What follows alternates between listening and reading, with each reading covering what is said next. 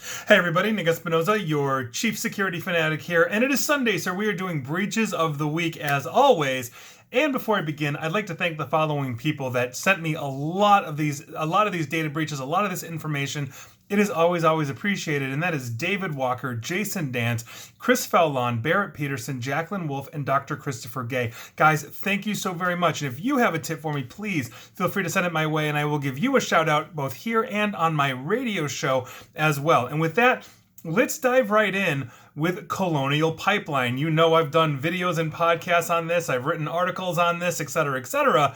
Now we know how they got in. The attackers who attacked Colonial Pipeline basically used a single password to access the systems remotely. Now, according to Charles Carmichael, who consulted on the Colonial Pipeline's attack response, talking to Bloomberg News, told them this past Friday that basically the password was one used to access the company's virtual private network, or VPN. If you didn't know, VPNs allow basically employees to access work systems from remote computers, usually like their home, by using a password, and that has obviously become very common, especially more so during the pandemic.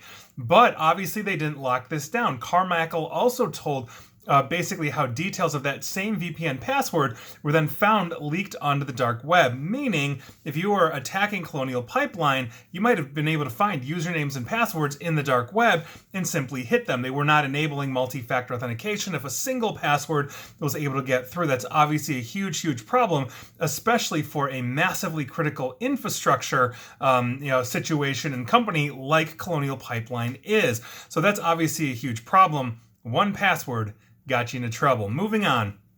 Let's talk about the Rehoboth Mckinley Christian Healthcare Services. This is a nonprofit apparently out of New Mexico. Now, in a data breach basically published on May 19th, they said that their investigation found that an unauthorized party was actually able to access certain systems that contain patient information between January 21 and February 5th of this year. We are talking names, dates of birth, postal addresses, phone numbers, email address, as well as social security, driver's licenses, passports, and for the Native American population, tribal ID numbers as well.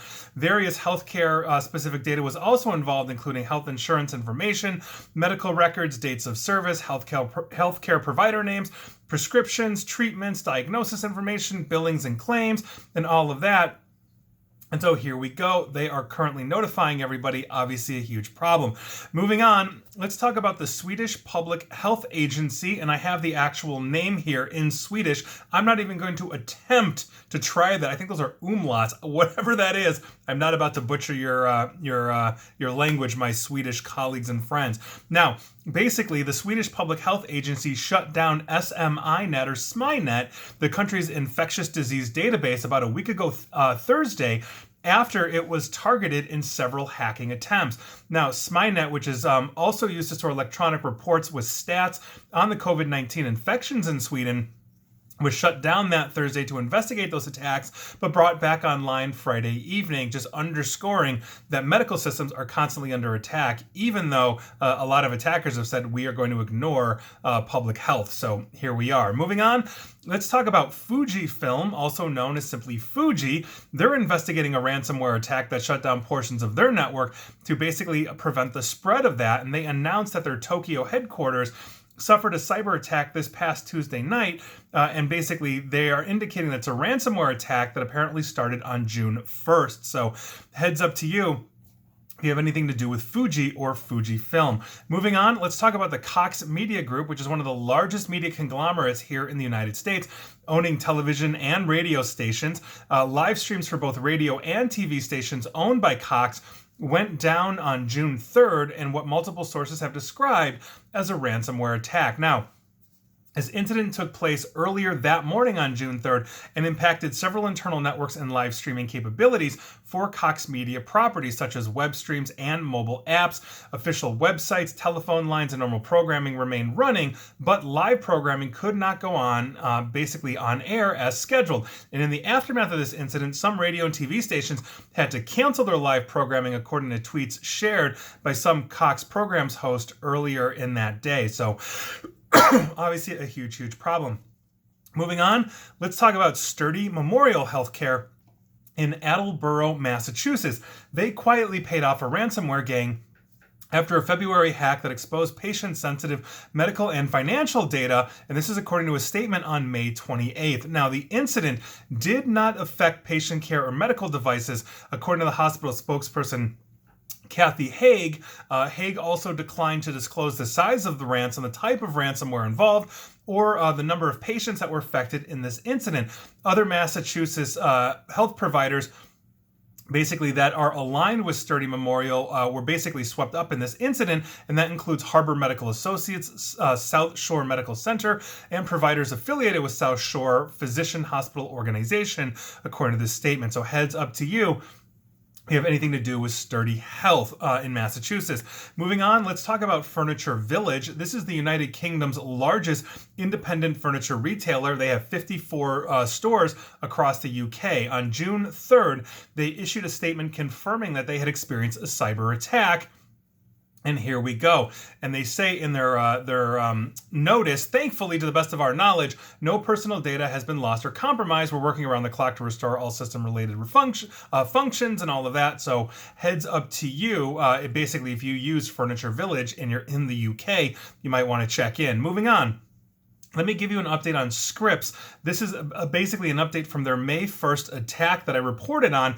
We now know that about 147,000 individuals or more had their personal health information or personally identifiable information compromised, and Scripps is in the process of notifying the 147,000 plus people that were using them. So heads up, if you're on Scripps, you may be getting notified. Moving on, let's talk about South Korea's government, because a North Korean threat actor that has been active since 2012 has been behind a new espionage campaign targeting high-profile government officials associated basically with South Korea to install Android and Windows backdoors for collecting sensitive information.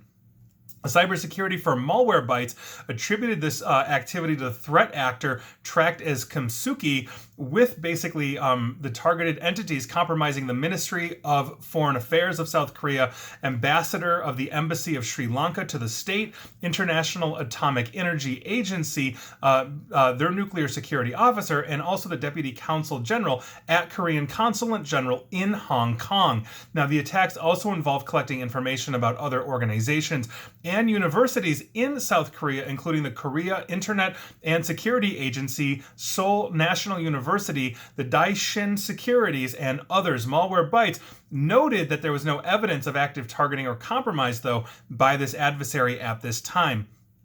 This development is only the latest in a series of surveillance efforts aimed at South Korea, believed to be operating on behalf of the North Korean regime. Kimsuki, which is also known as Velvet Comilla, Black Banshee, and Thallium, has a track record of singling out South Korean entities while expanding their victimology to the United States, Russia, and other nations, usually across Europe and the EU. So heads up, if you have anything to do with the South Korean government, you're under cyber attack from North Korea. Moving on, let's talk about packing giant Ardog.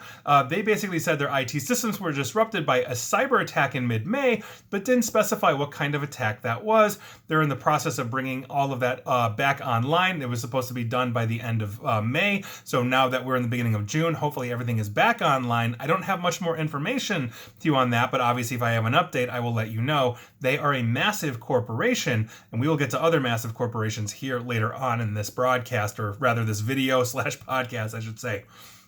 Moving on, let's talk about the Babic ransomware gang. I've talked about them here. They're apparently very aligned with the Russian government from everything that we understand.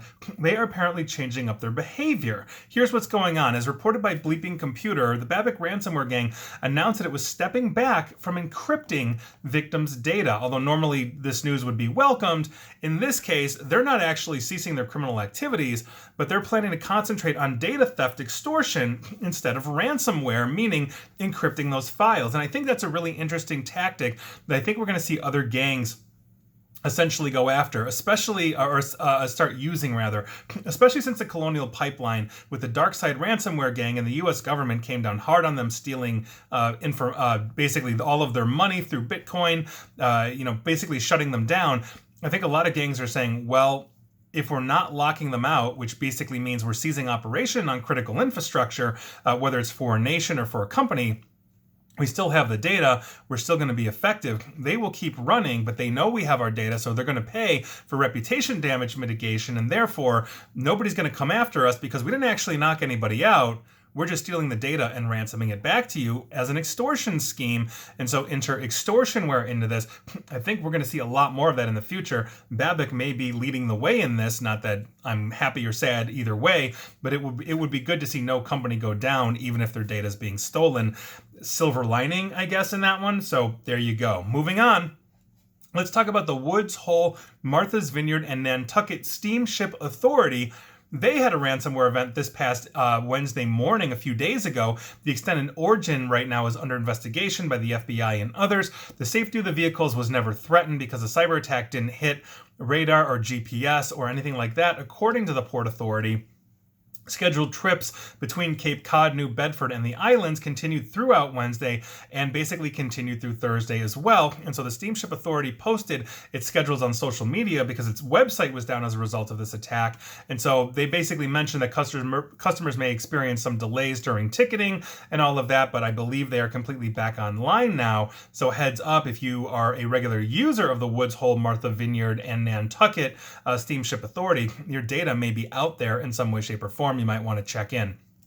Moving on, let's head on down to Florida and talk about University of Florida Health Central Florida. They had a ransomware attack that forced 2 of their hospitals to shut down portions of their IT network. And I quote, on the night of May 31st, UF Health Central Florida detected unusual activity involving its computer servers. Our information technology team is collaborating with experts to basically mitigate any potential risks. I don't have much more than that, other than basically part of that was shut down, probably ransomware. Heads up to you, though, if you use the University of Florida Health Central Florida, you may be in trouble in terms of data leaks. Moving on.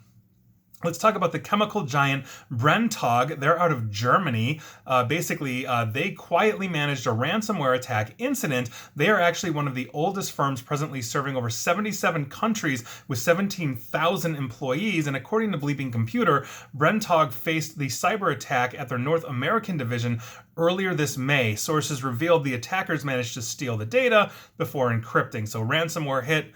Theft of data. If you have anything to do with Brenntag, you might want to check in. Moving on. Let me give you an update on Park Mobile. Various cities use Park Mobile for their parking, and so we have some other cities that are now disclosing. So Park Annapolis, Park Baltimore, and Park Washington, D.C. are this week's basically round of disclosures for Park Mobile. Still waiting for Park Chicago. We'll see where that goes. Moving on. Primary care specialists in Memphis, Tennessee. According to a new release, an unknown party was able to access 2 servers at primary care specialists. We're talking patients' names, dates of birth, address, insurance payment information, social security, medical information, such as diagnosis, medications, treatments, etc. The medical practice said that basically that access lasted less than 5 minutes, but in that time, the hackers were able to encrypt the sensitive information, possibly stolen. My guess is they had persistence, even though the attack might have been caught in 5 minutes. They were probably copying stuff out a good chunk before. We will see. Moving on, let's talk about New York Pizza, because this is one of the largest pizza restaurant chains in the Netherlands. That's right. If you live in the Netherlands, you probably know New York Pizza. Excuse me, I'm a little under the weather today. They disclosed on June 4th a security breach after an attacker tried to extort money from the company over this weekend. Last weekend, and I quote, last Sunday night on Monday morning, we received some emails from a hacker. This hacker claimed he stole a large amount of customer data from New York Pizza and threatened to publish or sell it. New York Pizza said they believe the attacker got its hands on the data of approximately 3.9 million users, which represents about 22% of the entire Netherlands population. Obviously a very popular chain. And the stolen data includes things like real names, delivery addresses, email addresses, telephone numbers, hashed passwords, and for online New York Pizza accounts, past orders, and in some cases, even dates of birth. So obviously it's a huge thing, but if you are one of the 22%, almost 1/4 of the population of Netherlands that eats at New York Pizza, you might want to check in. And also, try switching to Chicago style. It's a little better. Moving on, let's talk about backup appliance specialist Exagrid.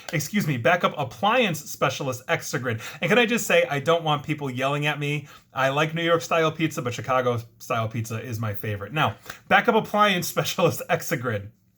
This is an update from their May attack that I talked about. They disclosed that they paid $2.6 million to the Conti ransomware attackers to have their data removed, and here we are. So obviously that's a huge problem. If you use Exagrid, you definitely want to check in, make sure that your data wasn't part of that data set. We shall see. Moving on, I want to give you guys an update on the Fujitsu data breach. This is an information sharing tool and platform that they were offering to their enterprise customers. And this one's an interesting one because we are coming up to the Olympics, and the organizing committee of the Tokyo Olympics was using Fujitsu.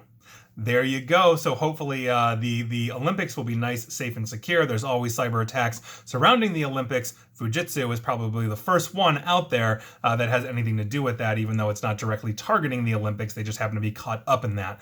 Moving on, let's talk about Ralph Engelstad Arena in Grand Forks, North Dakota. Hundreds of employees at that arena are basically affected by a data breach. According to the general manager, Jody Hodgson, who sent a message to employees, she said that the breach resulted in access of payroll files for some of the employees.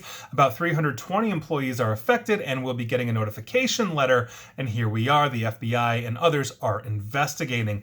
Moving on, let's talk about Chinese game developer AMT Games, because they accidentally leaked 6 million player profiles for the popular game Battle for the Galaxy after misconfiguring an Elasticsearch server and exposing 1.5 terabytes of data. Now, this database contained 5.9 million player profiles, 2 million transactions, and 587,000 feedback messages. The profiles typically include player ID, username, country, total money spent on the game, and Facebook, Apple, or Google account data if you linked your social media or Google into the game as well. Feedback messages contain account IDs, feedback ratings, and user email addresses. And at the same time, transaction data included price, item purchase, time of purchase, payment provider, and sometimes the IP address of the buyer. So heads up to you if you use AMT Games or play Battle for the Galaxy. Moving on, let's head up to Alaska and talk about the APD, or Anchorage Police Department, because since 2019, 11,402 people have had their birth dates and driver's licenses published accidentally due to a glitch in the Anchorage Police Department's record systems, and this is according to them this past Wednesday. Now, the APD said an employee discovered the issue with the traffic collision report records in February. Now, normally what happens, a computer automatically redacts that personal information from that record before it's published online, and in this case, it wasn't. Traffic collision reports are the only reports that are automatically redacted, since they are the ones most requested by the public. Other reports by the APD are redacted by hand. Apparently, according to their chief, there was a toggle switch, quote unquote, that was set wrong. And so basically, as they were ingesting these traffic reports, they weren't redacting the information. Obviously, a huge problem. They now have it fixed. Moving on, I want to give you guys an update on Capture RX. If you recall, there's a ton of medical facilities that are basically declaring data breaches thanks to Capture RX, and this week is no different. Echo Community Healthcare in Evansville, Indiana, St. Lawrence Health in New York, and All True ALTRU Health System in Minnesota are all caught up in the Capture RX data breach. So if you use them, heads up. Moving on, let's talk about Glacier Medical Associates in Montana. They announced this past Tuesday that they detected and stopped a data security breach that occurred on April 7th. Basically, this past Thursday, they started mailing notifications that include additional information outlining specific personal information and also providing a toll-free number for their patients to call. I don't have much more information at this point. I'm assuming they're trying to keep that in-house and only let their patients know, hopefully full disclosure. So heads up, if you use Glacier Medical Associates in the state of Montana, you might want to check in. Moving on, let's talk about German supermarket chain Tegut. Recently, they were the target of a cyber attack, and I apologize, this source is in German, so my notes are a little broken here, but this was on April 24th, and obviously they activated emergency procedures, etc., etc. And basically, they did this to limit the exposure of sensitive data, but obviously that popped up gaps, meaning they weren't delivering goods in the same way that they should have, and that remediation process for them lasted for weeks. Despite these mitigation efforts, the attackers may have already begun to publish company and customer data on the dark web. So if you use Tegut or Tegut in Germany for your supermarket needs, that's Tegut, heads up to you. Moving on.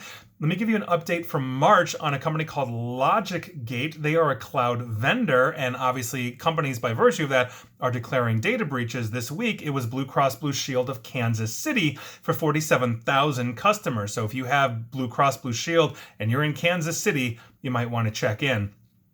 Moving on, let's talk about Apache Pizza. This week is a pizza week. They're basically, Apache Pizza is a popular pizza chain in the country of Ireland. They emailed customers last night, literally informing them that basically information such as name, address, email address, telephone number, which pizza you've ordered, your encrypted or hashed password, and a small number. And in a small number of cases, basically your birthday, basically as connected to birthday orders, may have been compromised.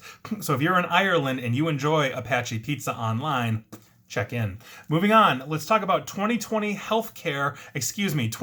hearing care network. Nearly 3.3 million patients from 2020 hearing care were recently notified that their information was accessed and possibly deleted after an attacker broke into the provider's Amazon Web Services cloud storage bucket and then download or destroyed the data. On January 11th, 2020 was alerted to suspicious activity. The compromised data could basically be your name, social security number, dates of birth, member identification numbers, health insurance detail. All impacted patients should receive free credit monitoring and identity theft assistance and insurance as well. Moving on, let's talk about Pine Heath Nursing Home in High Kelling in the United Kingdom.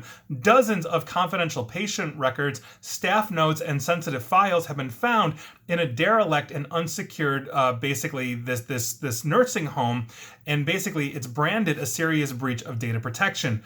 Basically, this nursing home was shut down.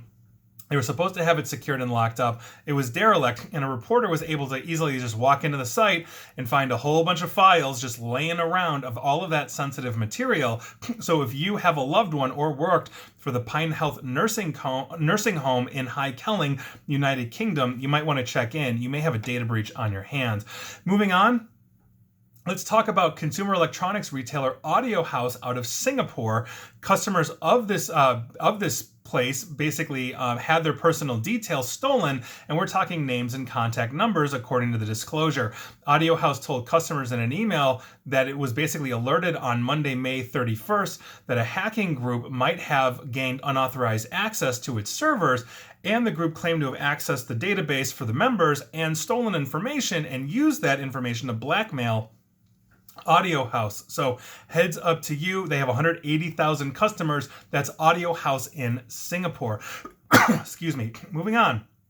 Let's talk about the New York Transit Agency or New York Transit Authority, the MTA. And this is one of our finalies for the week because obviously this is a very serious problem. We're talking critical infrastructure here in the United States. Basically, attackers believed to have links to the Chinese government penetrated the Metropolitan Transportation Authority's computer systems in April, exposing vulnerabilities in a vast transportation network that carries literally millions of people daily, according to an MTA document that outlined this data breach. Now, the attackers did not gain access to the systems that controlled train cars, and rider safety was not at risk, according to transit officials, adding that the intrusion appears to have done little, if any, damage. But a week after the agency learned of the attack, officials raised concern that the attackers could have entered the operational systems, or they could continue to penetrate the agency's computer systems through a back door, and that is also according to that document. Transit officials say a forensic analysis of the attack has not revealed evidence of either that or that the attackers did not compromise customers' personal information. The agency reported the attack to law enforcement and other state agencies, but has not disclosed it publicly. This breach is the third and most significant cyber attack on the transit network in New York, which is North America's largest transit network. Basically, the attackers are thought to have been connected to foreign governments in recent years, according to transit officials. And as I mentioned, the current attackers are believed to be working with or on behalf of the Chinese government. Now, the MTA is one of a growing number of transit agencies across the country that has been targeted by foreign attackers, and breaches are coming in basically the surge of cyber attacks on critical infrastructure, such as fuel lines like the Colonial Pipeline or the water supply system in Oldsmar, Florida, that I talked about back in, I think it was February. These are obviously huge problems that we have. Critical infrastructure is consistently under attack, which means we basically have to be stepping up our cybersecurity game, our awareness. We have to be enabling things like identity management, multi-factor authentication, all these kinds of things. We can no longer pay lip services to the cybersecurity standards that we are supposed to have, and that's a serious problem. And speaking of critical infrastructure, and our finally for the day, we're going to be talking about JBS, because they are the world's largest meat supplier and dominated basically the data breach news for the week. For every article I found, on one of these data breaches I just mentioned, I found 100 on them.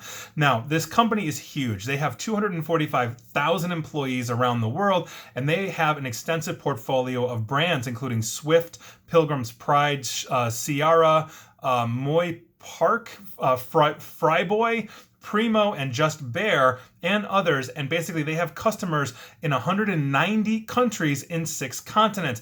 They had to shut down their production at multiple sites worldwide following a major cyber attack. Now, JBS USA issued a press release on May 31st confirming that the attack had impacted basically the company's Australian and North American IT systems. The Australian government was also informed of this incident and began actively working with JBS to bring back online the production facilities around the country of Australia.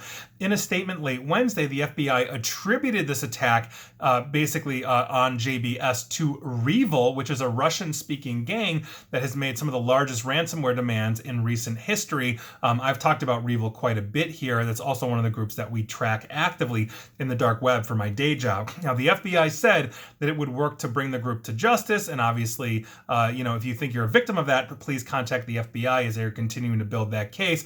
I personally went and checked Rehoboth's dark web leak site, and right now they are listing nothing about JBS at the moment. And I went back through time, basically looking at what we were tracking, and I wasn't seeing anything regarding JBS on Rehoboth's website. Now, JBS said late Tuesday that it had made significant progress and was expecting to have the vast majority of their plants back online, operating by this past Wednesday, and JBS is now fully online. It's not known right now if JBS paid the ransom. The company hasn't discussed that in public statements. It did not respond to phone and email requests from various publications seeking comment on that, though the FBI and the White House also declined to comment on the ransomware. White House Press Secretary Jen Psaki said Wednesday that the U.S. is considering all options in dealing with the attack, and that President Biden intends to confront President Putin of Russia about his nation's harboring of ransomware criminals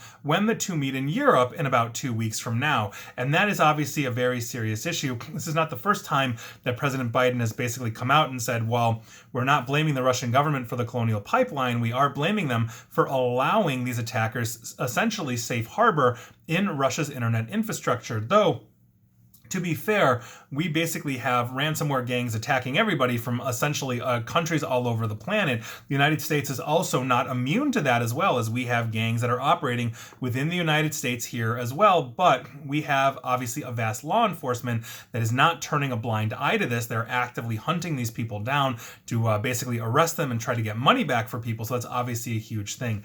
This was a crazy week in data breaches. Last week was a crazy week in data breaches, and I think this really underscores the need for, one, things like dark web monitoring, things like multi-factor authentication and identity management in our lives.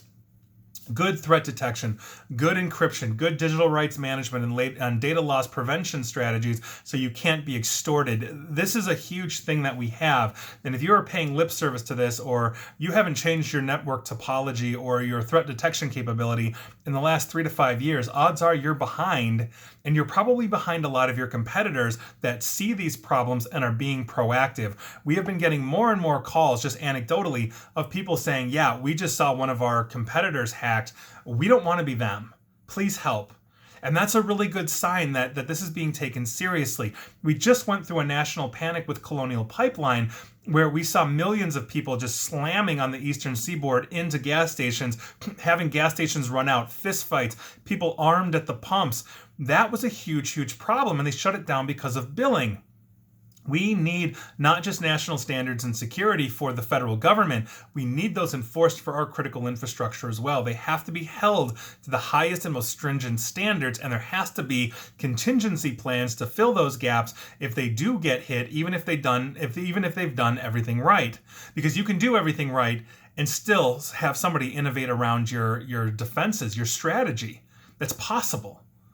So let's think about that. Let's make sure that we are pushing that ball forward for data and cybersecurity. It's beyond important. So those were your breaches of the week. Were you affected? Let me know. And please like, share, follow me here on Facebook and Twitter at NickAESP. And please feel free to subscribe to me at YouTube as well. And thank you for putting up with my voice and my sinuses today.